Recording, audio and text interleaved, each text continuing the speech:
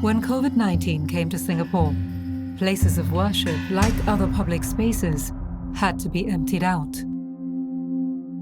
When Masses was announced to be suspended, there was a divide in opinion of why it should be suspended. We cannot deny the fact that there are sadness among the community. But the faithful found a way.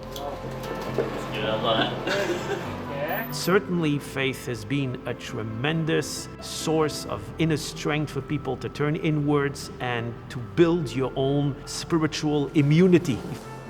When you think about resilience, we're really thinking about how do we draw on fellowship, on spiritual consciousness, about the bonds of friendship that we have. Worshippers from various faiths unite and adapt to a new normal in Singapore. This is the story of faith in the time of COVID-19.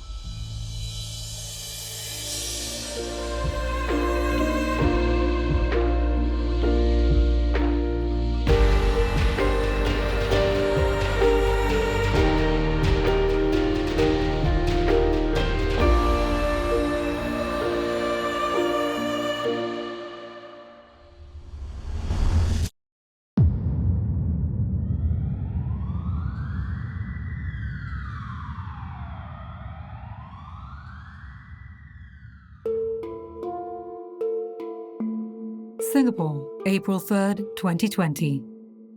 3 months after the COVID-19 outbreak here.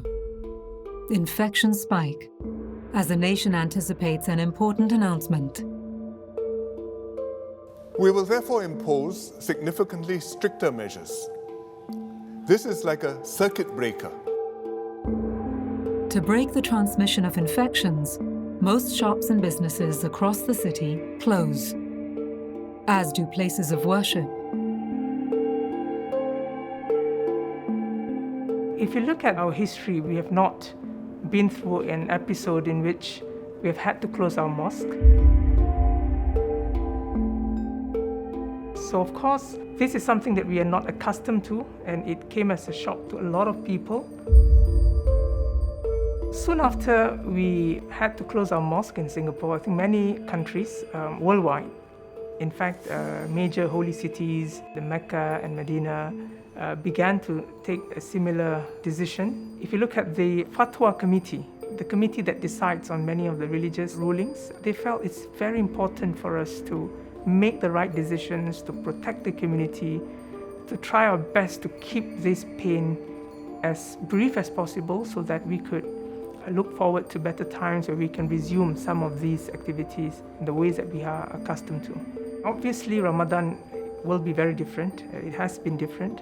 So our key message is the community has to adapt and make certain adjustments.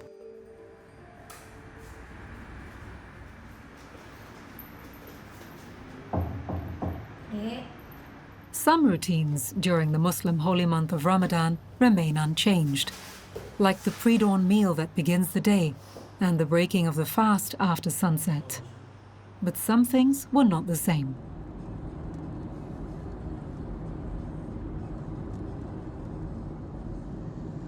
Juraimi Mustari is a taxi driver. Visits to the mosque were part of his daily routine. Kalau subuh ni selalunya saya sembahyang di masjid kawasan rumah saya lah. Jadi kalau waktu lain di mana kesempatan lah, masjid berdekatan lah yang saya akan pergi.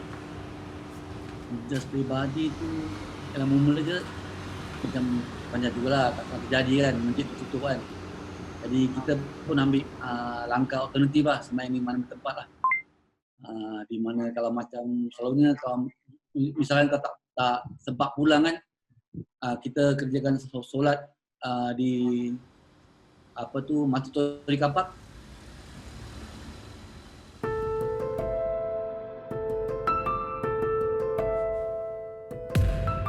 With places of worship out of bounds, the faithful had to make adjustments, as did religious leaders.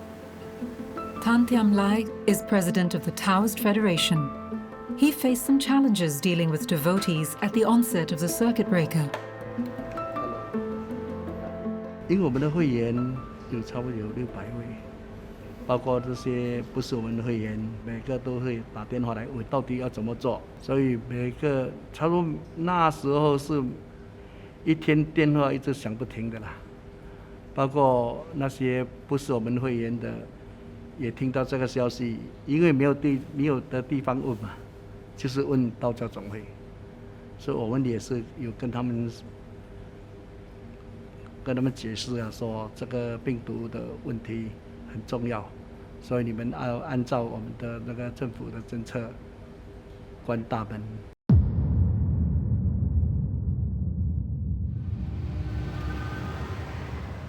The shutdown also forced Hindu devotee Susila Ganesan to break her usual routine.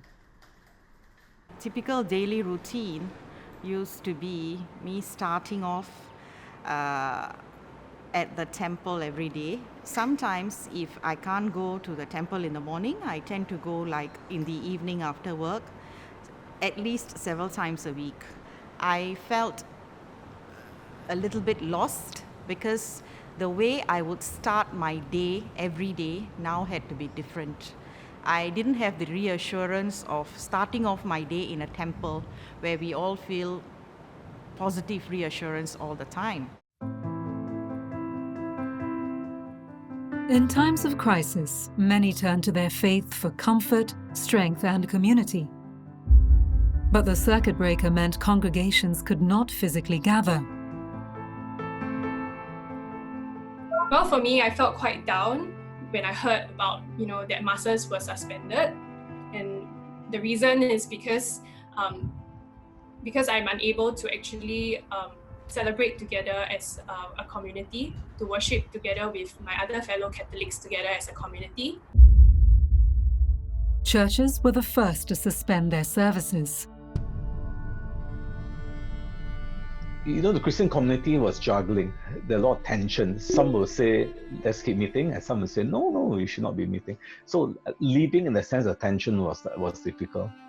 And once the government made the decision for us, it makes it a lot easier for us collectively to say, yes, we will not be gathering on Sunday. So in a sense, that brought a lot of relief and released this sense of tension of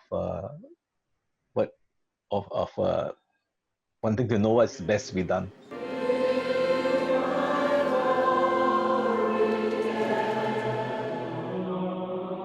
Holy Week for the Christians coincided with the start of Singapore's circuit breaker. So churches here remained closed. Across the world, lockdowns and stay-home measures meant most church services had to be suspended. But followers found a new way to worship.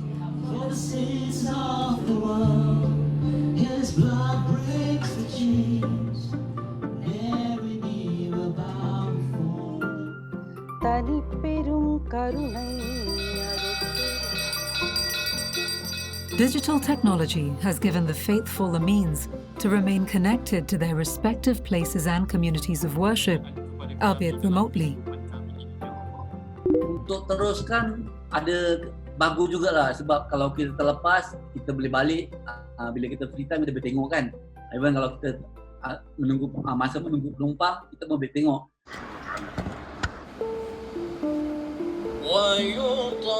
Prayer sessions were now held online. One such event, organized by CNA Singapore, attracted more than 9,000 participants.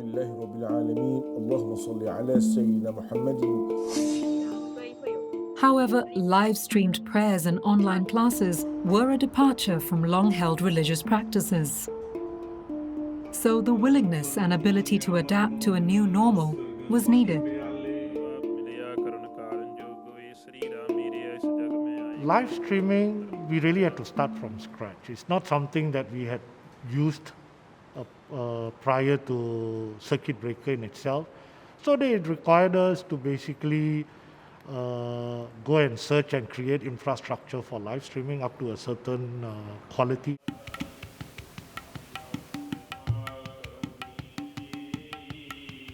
and we did that successfully, broadcasting, live streaming from the Darbar Hall to the Sangat or the congregation in their homes via Facebook and YouTube.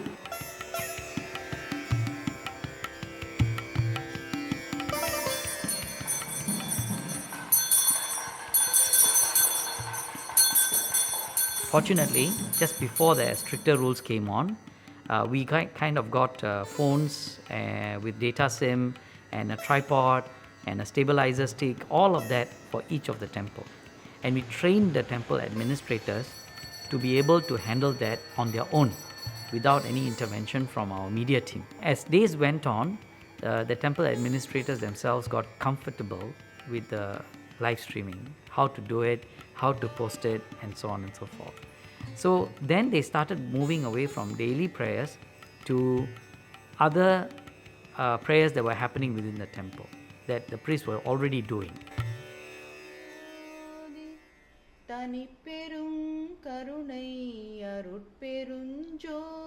I decided, well, if I can't go to the temple, then I'll have to bring the temple home. We have evolved to a society where everyone is, or at least most of us, are technically savvy. There are various pujas you can see on YouTube. So this is very beneficial. And we carry on our weekly prathanas or prayers via Skype. I must say that this has been well received. 77-year-old widow Rajayaspari lives alone. After some teething pains, she's now a convert to the online religious experience. It was actually the Valalar mission group, and her name is Pushpa Anand. She is the one who came as far as to the house and activated the Skype on my phone, and then I got hooked to it. At first, because it was a little bit difficult to follow, but for the beginning, because I don't know how to adjust the camera and all this. But later, slowly, I got into it, and I have a book, and I started following it. So it was quite easy. I didn't feel anything amiss. Skype has also allowed Rajayaspari to keep in touch with the boys she teaches at a home for troubled youths and children. I always go and teach in grade 7. That is a home belonging to the Salvation Army. And I've been teaching the little children for nearly about 26 years. So anyway, I said it's okay because, I can't be selfish. I cannot put the boys into trouble. So I felt, okay, if I can, I'll just call them up and talk to them because technology is so advanced.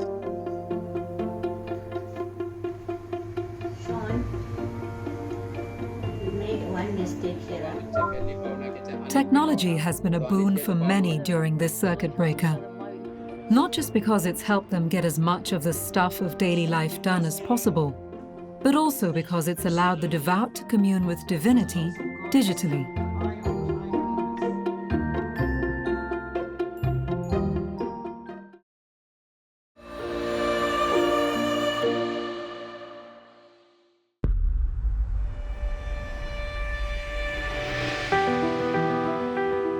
May 2020. Enhanced safe distancing measures disrupted most aspects of life in Singapore, including religious worship. Congregating to pray at houses of worship was prohibited. But religious leaders did what they could to engage their flocks. The temple has launched these live Tai Chi streaming online courses, which is free, and then you can access it from anywhere as long as you're on Facebook.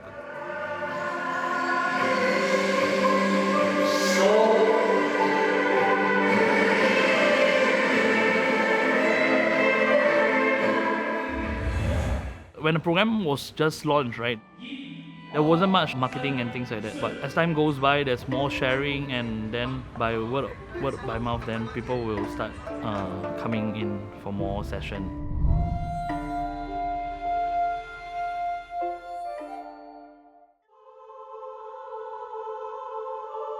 As a good Jew, we realize... For the Jewish community in Singapore, the circuit breaker meant practices and rituals performed in synagogues for centuries had to be replaced with worship by Zoom. After having recited the blessing, right, and... In extraordinary times such as these, this community, like others, have showed resilience and adaptability.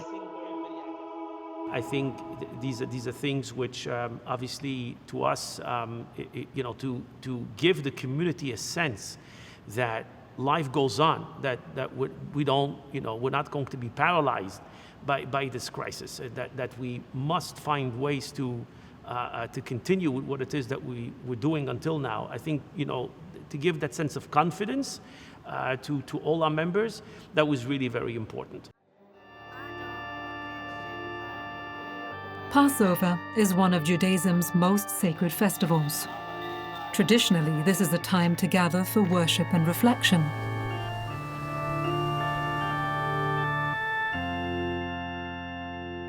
But this year, Passover was different. You've recited the bracha al achilat maror and you don't recline. Now, that's important. It was observed at home in relative isolation.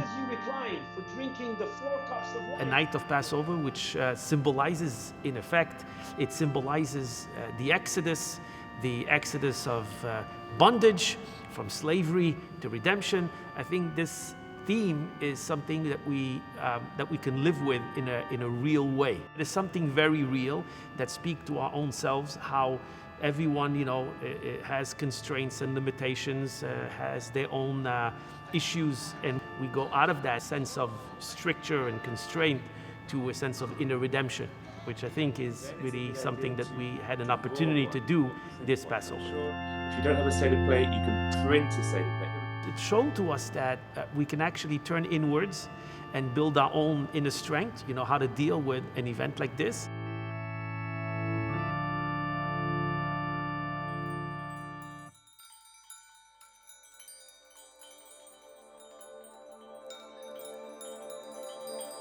Mahavir Jayanti commemorates the birthday of the 24th founder of the Jain religion.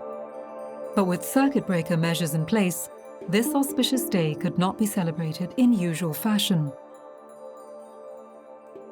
We do that 9 days of fasting where we have been eating only once a day, and that is only a boiled food. We don't eat even masalas or spices and everything. So we don't do that with any of them. No milk, no tea, no coffee, all of this, and only boiled water.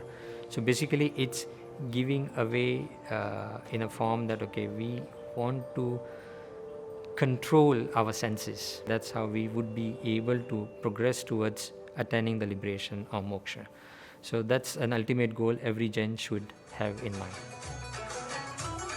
Every year in Mahavir Jayanti, we celebrate by having the performance by the Jain Shala kids. So these are the kids who are coming here in the society to learn about our religion and everything. The adult members, everybody, they come together, they have bhakti and everything.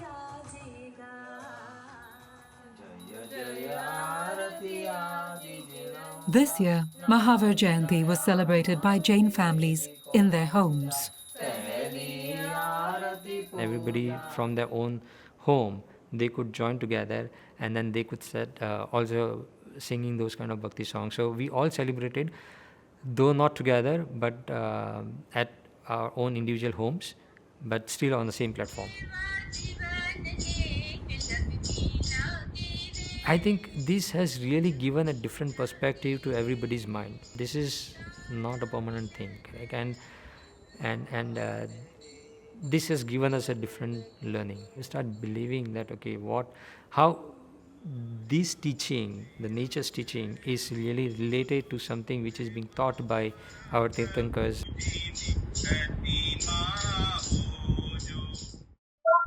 Let's pray. Let's pray. He is the compassionate. The Baha'i faith originated from Persia, or what is today Iran. It celebrates the value of all religions and the unity of all people. There are just under 1,000 followers in Singapore. Katiana Melik is one of them.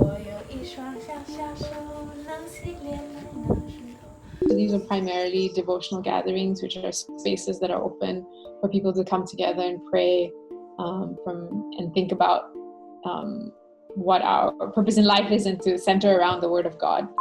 What is this crisis compared to the martyrdom? When you think about resilience, we're really thinking about how do we draw on fellowship, on spiritual consciousness, about the bonds of friendship that we have. 上帝呀，请振奋和愉悦我的灵。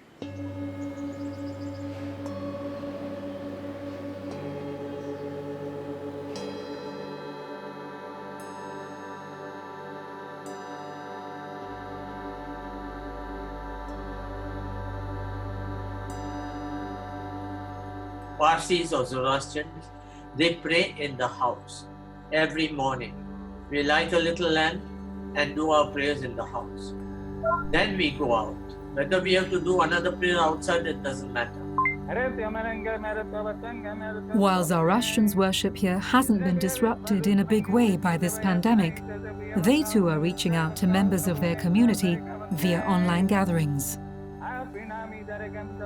I think religion and technology are finally catching up. Finally, we have learned that religion can also use technology. And this is a very good thing happening that all the religions have already started with.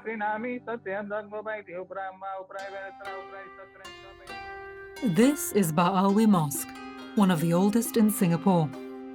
The imam here, Habib Hassan, prefers doing things old school. He doesn't conduct sermons online, but in these challenging times, his spiritual guidance is just a phone call away. If they have any questions, if they have anything that need to be clarified, they will be in touch with us. They give us a call, and we will try our best to answer and to fulfill and to guide them whatever we can. We receive more calls than in the past.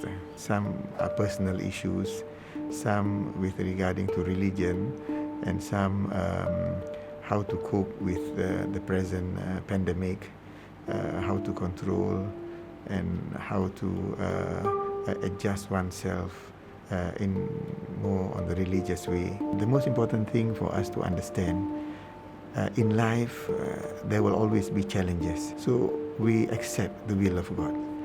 At the same time, we continue to have patience, because in the Holy Quran, patience is described as beautiful.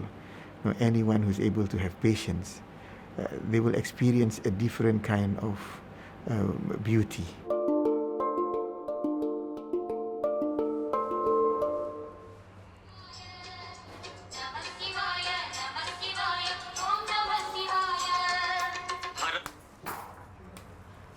Hello? Yes, Poker speaking? Oh, I see. I'm so sorry. Which place is it? Your dad passed on? Kutik Part, is it? Okay. Some religious practices can continue online, some cannot. Pugalendi is an undertaker. Like most of his peers, he's had to adapt to the new circuit breaker restrictions and safety measures.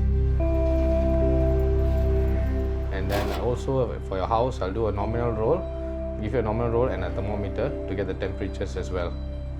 Yes, the rest of the things I'll come over to your place and settle with you. Yeah, I'll see you there shortly. Yes. Thank you. Okay, bye-bye. One of the biggest changes is a cap on the number of mourners at a funeral. So but basically for a Hindu funeral, on the funeral day itself, we can averagely expect 50 to 70 packs on an average. This is during the before circuit breaker period lah. But after the first 2 weeks, after the COVID breakout, the circuit breaker, the first 2 weeks, NEA came in and told us that only 10 packs allowed at Mandai crematorium. The problem starts at, you see, when let's say this family member passed on, the family members already choose the 10 packs, right? So, and we bring them over to Mandai crematorium. But there are people who are maybe friends of the deceased or far relatives, distant relatives, they come to Mandai crematorium on their own, without the knowledge of the family or ourselves. So to my knowledge, the other religions also have to tweak their rituals and rites as well, which is inevitable lah. So it was quite sad to see them because they cannot be close with their loved ones, because usually the families are big, you see. So the grandchildren and the relatives are quite a lot. So they are, on their part also, I understand they have some difficulties as well. So the emotional support between the family members has also increased greatly because of this situation, because they have none other than, they have just each other to just support themselves.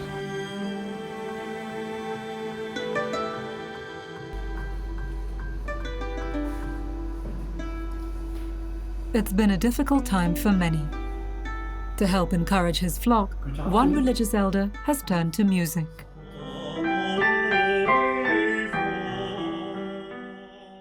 He's enlisted the help of some disciples from across the causeway in Malaysia.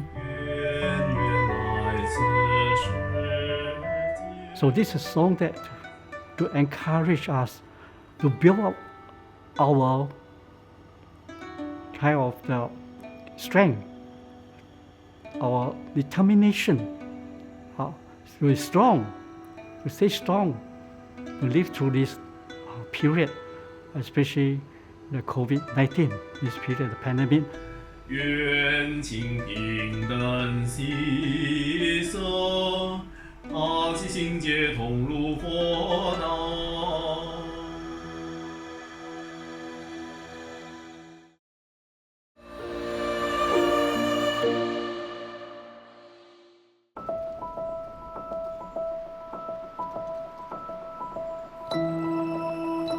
Adversity has been known to bring out the best in people. The COVID-19 pandemic has marshaled the faithful into selfless action. நீங்க அந்த soap உள்ள by இதெல்லாம் போட்டுட்டு இது வந்து shampoo போட்டுட்டு அதன் பிறகு வந்து ஒரு சோப் போட்டீங்கன்னா Even before the pandemic, Susila Ganesan was a volunteer at her temple, serving on missions to help the city's migrant workers. After COVID-19 arrived on Singapore's shores and as infections rose, Susila sought to expand the initiative to help even more workers in need. We decided to get together to come up with care packs for migrant workers who are discharged from hospital. They are taken straight to the quarantine place, so they don't have essential items to see them through. In this bag, we have shampoo, bath soap, shavers, toothbrush, toothpaste, and a sanitizer.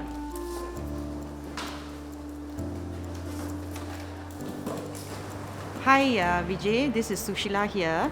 Our 500 care packs are ready. So when we came up with this idea, we told Veeramakaliamman Temple, and they were very supportive, as they always are, and said that, look, come up with a plan, we will support you financially. So when we started that, one of our group members also is very involved with the Sri Ramakrishna mission, and the Sri Ramakrishnan Swamiji was extremely supportive and said, we would like to partake as well, so let us do it on a bigger scale. Taking a tip from that, I proposed to all the Hindu temples, why not we do care packs for the hospitals? Overwhelmingly, temples and non-temple Hindu organizations came on board. At the moment, almost close to about 29 to 30 organizations, including temples, donated towards this project. We packed the first 33,000 and distributed it to the hospitals. And we are currently packing, so by the time I think you are watching this video, we would have actually distributed close to about 7,000 care packs to the hospitals. For Susila and her fellow volunteers, the disruptions and uncertainties caused by the pandemic have been a test of faith and their sense of a shared social responsibility. Yes, and I'm looking to buy towels. If we looked at the Dharma of Hinduism, it talks a lot about doing seva or service.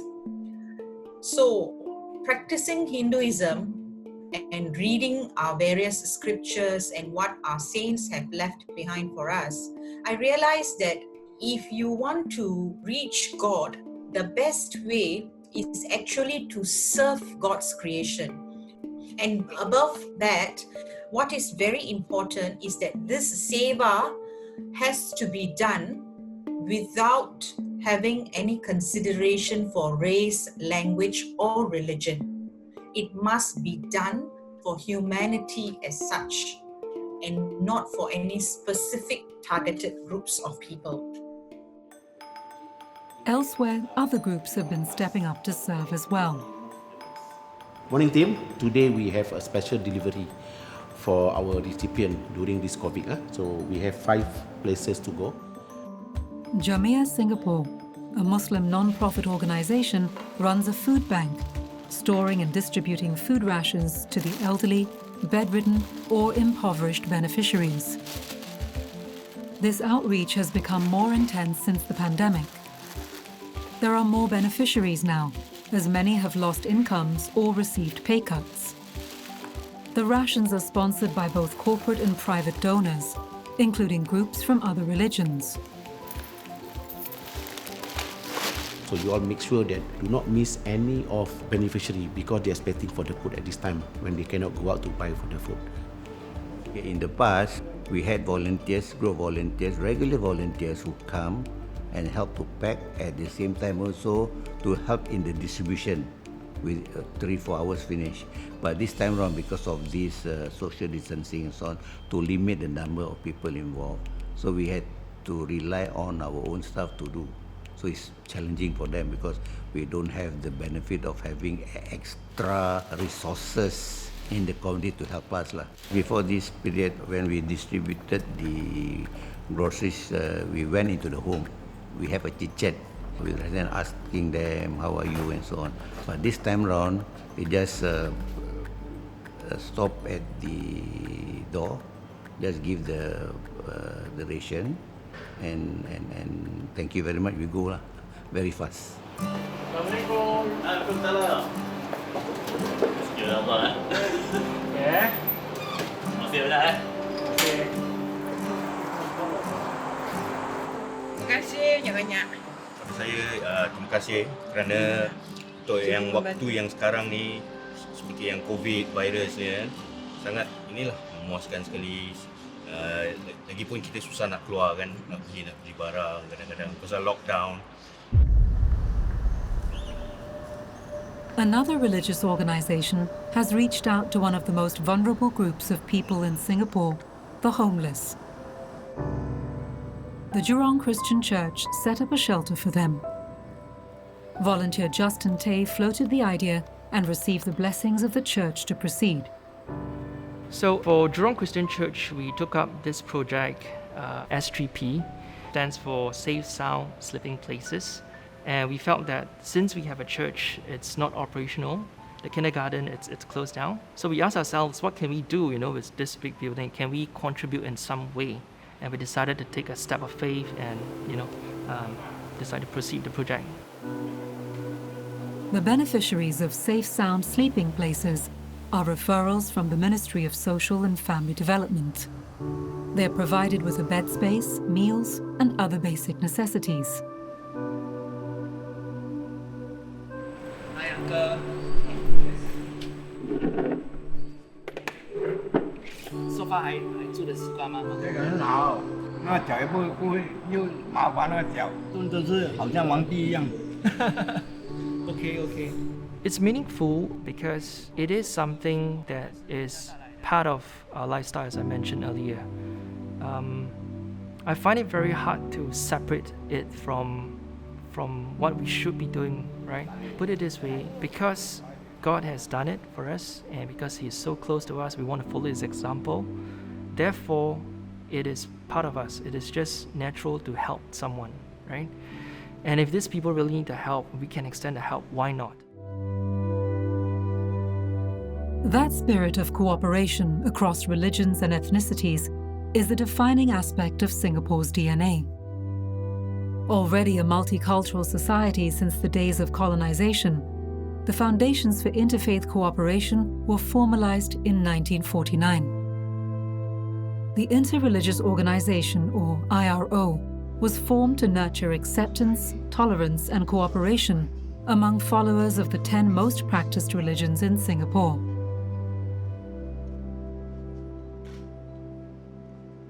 The IRO was set immediately after the Second World War to disseminate the message of peace. They found that peace is very important in everywhere. Hello everybody! Good afternoon to all of you. In the spirit of the IRO's founding, members of the 10 religious groups have regular gatherings. Their most recent, coinciding with the 71st anniversary of their founding, was held online. The launch of our interreligious during Interreligious Organization Day, the pledge was read because of this COVID-19 to safeguard, to enhance our interreligious harmony. So the pledge is special for this year because we think this is very important, especially during this pandemic, how we can stand together to be united. Nothing can tear us apart, even during this crisis. So the pledge is really in line with this. We, the people in Singapore, declare that religious harmony is vital for peace, progress, and prosperity in our multiracial and multi-religious nation.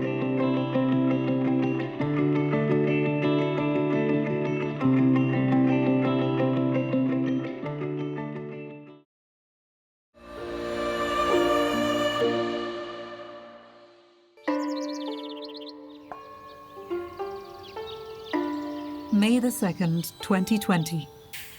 Barely a week before Vesak Day, committee members of the Kong Meng Sang Pokaksi Monastery were in the midst of preparations for the most important day in the Buddhist calendar. But the COVID-19 pandemic put a damper on this year's festivities. In previous years, devotees will visit the monastery to take part in activities such as the light transference and aspiration making, bathing of the Prince Siddhartha, and the 3-step 1 bow Vesak Day ritual.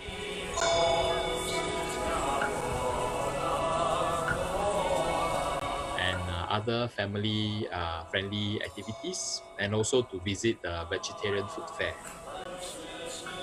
Vesak Day is when Buddhists show their gratitude to the Buddha for imparting his spiritual wisdom. It also commemorates the birth, enlightenment, and death of the Buddha. This year's celebration had to go on online. So as the world faces the COVID-19 pandemic, we encourage everyone to come together to recite the name of Medicine Buddha from the 6th of May to the 31st of May and submit the accumulated numbers on our website, and to do their own personal dedication to relieve the suffering and the ailment for those who are undergoing right now in this difficult time. The monastery has also recognized the need for other materials that could benefit the entire family. They are exploring ways of continuing Buddhism practice remotely, such as group chanting over video conferencing, reading online, ebook publication, and mindfulness meditation at home.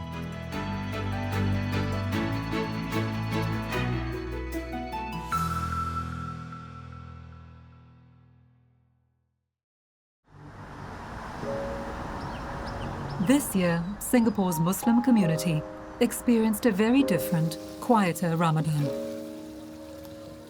The important thing for us is to message to the community that they should take advantage of those opportunities of bonding with the family. So it is a moment of pause and reflection for every one of us as to what matters most in our life. Perhaps we may have wanted before to spend more time with our families, but we have been busy with work. So look to the positive things, remain positive, and remain spiritually uplifted by way of continuing all the good works. And in that way, we can become very resilient and and resilience is important to ensure our success and survival in the future. Juraimi made the best of this situation. The cabbie broke all his fasts at home, and downtime at work meant more time with the family. Mungkin ni hikmah dia lah. Kita dapat berbuka lah bersama. Kadang kita dapat sembahyang berjemaah bersama. Kalau mereka semua ada lah. Selalunya kalau previously kadang-kadang saya buka dengan isteri saya 2 orang je. Kadang isteri saya seorang. Semua tak kerja kan. Jadi tahun ni kebanyakan hari selalunya kita bersama lah. To guide Muslims during the Ramadan month, Muis launched the Salam SGTV YouTube channel. We think that by providing messages, guidance, programs and activities on the internet through the YouTube channel, I think the community will continue to be engaged and the community will feel this sense of togetherness even as they are physically apart. And Salam SG also allows us to continue to guide the community as the situation evolves, to send important messages for them, to help guide them as to how to celebrate certain days in Ramadan, and in fact even for Hari Raya. I also personally have my own show on Salam SG. It's a daily thought of the day where I discuss certain values and concepts and ideas, and I relate them to the challenges that Muslims face currently. At the same time, we also have certain educational, specific educational programs on the recitation of the Quran, and so on and so forth. Technology has proven to be critical during this pandemic. It has helped those of different faiths continue worshipping and communing with the divine, even if in ways unlike before. I think as we think ahead, we will definitely need to make adjustments even in our religious life. One of the measures to contain the spread of COVID-19 and infections is safe distancing. And I think places of worship cannot be excluded in that regard. So where there are rituals, congregational or communal rituals, which would have in the past been conducted with very close proximity, those things will need to be adjusted accordingly, including to maintain a safe distance between congregants. So in our congregational prayers, we usually stand very close to each other. That is to show unitedness, that everyone is very close to each other, the hearts are close together, and we move in united movements during the rituals. Now that we have to observe safe distancing to keep everyone safe, and of course we have to maintain a certain distance between us.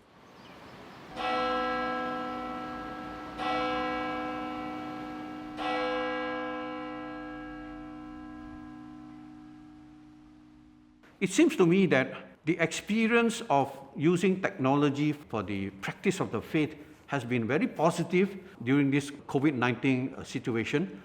I would believe and expect that more technology will be used even after the COVID-19 situation has come to normalcy, because the effects are far more effective and is far more reaching to greater numbers of people.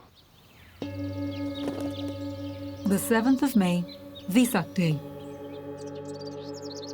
With circuit breaker measures in place, Venerable Sek Kwang Ping was one of only a few people allowed into the worship hall.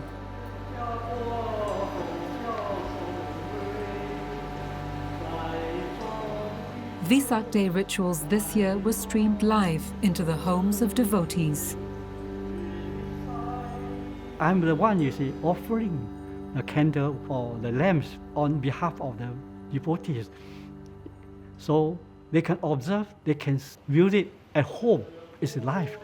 I will pronounce their name so that they know I'm there for them, although they are not here.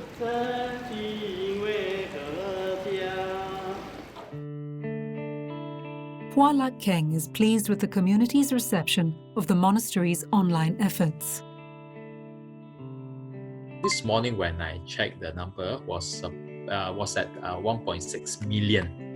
So our target is to reach a target of 100 million chant for the medicine Buddha. So it's a good start, I must say. Okay, the reaction of our online activity has been overwhelmingly positive.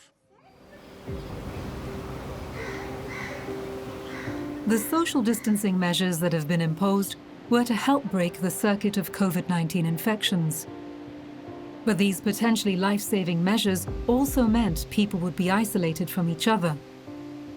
They could not meet in public spaces, in schools, at work, and in places of worship.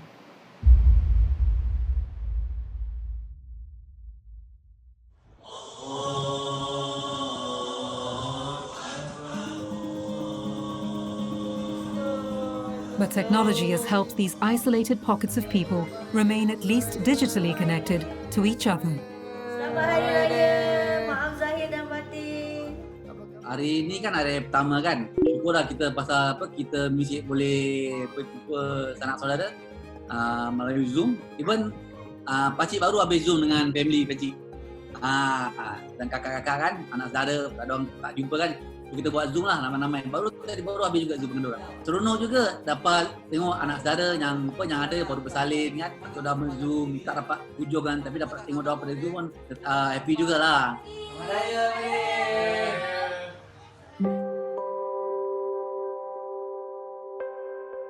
We saw on the other side, the world is becoming cleaner.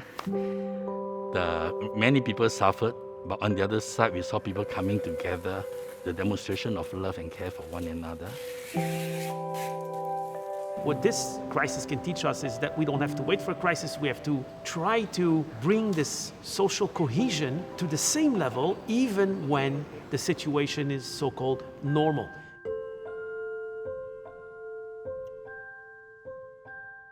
The COVID-19 pandemic is one of the darkest periods in Singapore's history. But even in the darkest of hours, there is hope and the comforting knowledge that there are brighter days ahead.